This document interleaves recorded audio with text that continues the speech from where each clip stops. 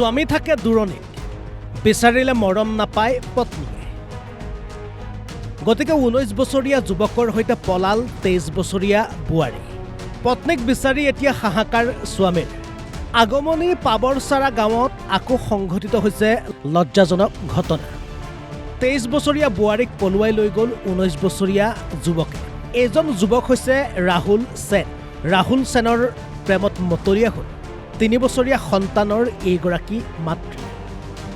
কৰ্মসূত্ৰে পত্নীগৰাকীৰ স্বামী থাকে দূৰণিত আৰু সেই সুযোগতে পাবৰচাৰা গাঁৱৰ ভূপেন্দ্ৰনাথ ৰায়ৰ পত্নীৰ লগত ৰাহুল সেনৰ চলি আছিল দীৰ্ঘদিনীয়া অবৈধ প্ৰেম। আৰু এই অবৈধ প্ৰেমকেই পূৰ্ণতা দিয়াৰ মানসেৰে বুধবাৰে পত্নী আৰু প্ৰেমিকে কৰিলে এই কাণ্ড। প্ৰেমিকৰ সৈতে পলাই যোৱা 23 বছৰীয়া পত্নীয়ে ঘৰত এৰি থৈ গৈছে 3 বছৰীয়া সন্তান। ইফালে মাতৃক বিচাৰি কান্দি ভাগৰি পৰিছে সন্তান। এতিয়া পত্নীক বিচাৰি আগমনী থানাত এজাহাৰ দাখিল কৰিছে স্বামী ভূপেন্দ্ৰনাথ ৰায়। নমস্কাৰ, মোৰ নাম ভূপেন্দ্ৰনাথ ৰায়।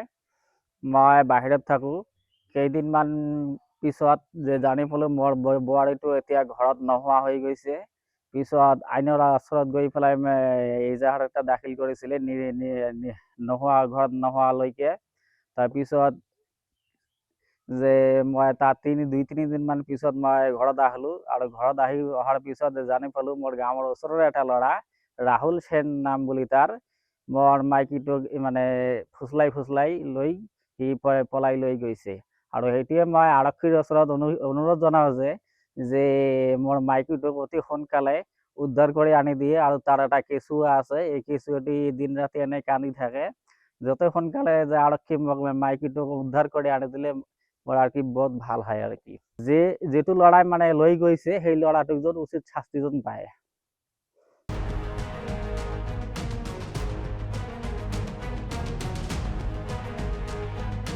তামাৰহাটৰ পৰা ৰেজাউল কৰিম প্ৰধানীৰ ৰিপৰ্ট, অসম লাইভ 24।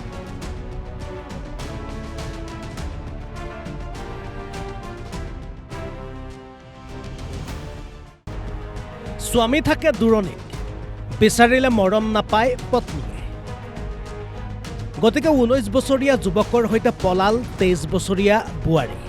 পত্নীক বিচাৰি এতিয়া হাহাকাৰ স্বামীৰ। আগমনী পাবৰচাৰা গাঁৱত আকৌ সংঘটিত হৈছে লজ্জাজনক ঘটনা।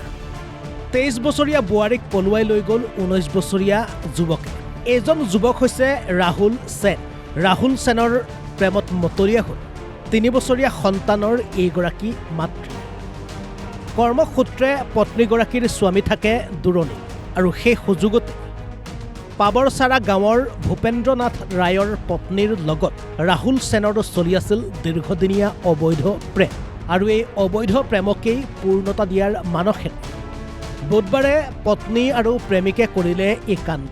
প্ৰেমিকৰ সৈতে পলাই যোৱা 23 বছৰীয়া পত্নীয়ে ঘৰত এৰি থৈ গৈছে 3 বছৰীয়া সন্তান। ইফালে মাতৃক বিচাৰি কান্দি ভাগৰি পৰিছে সন্তান। এতিয়া পত্নীক বিচাৰি আগমনী থানাত এজাহাৰ দাখিল কৰিছে স্বামী ভূপেন্দ্ৰনাথ ৰায়।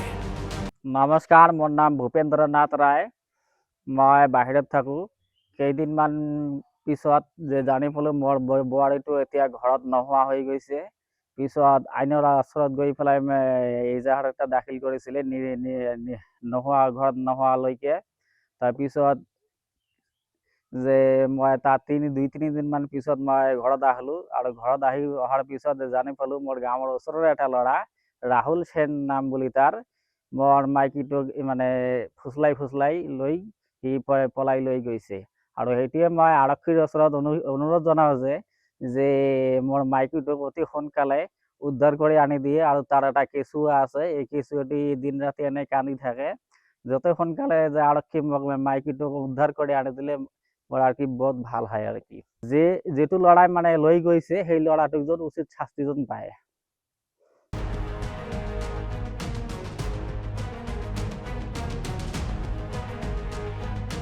তামাৰহাটৰ পৰা ৰেজাউল কৰিম প্ৰধানীৰ ৰিপৰ্ট, অসম লাইভ 24।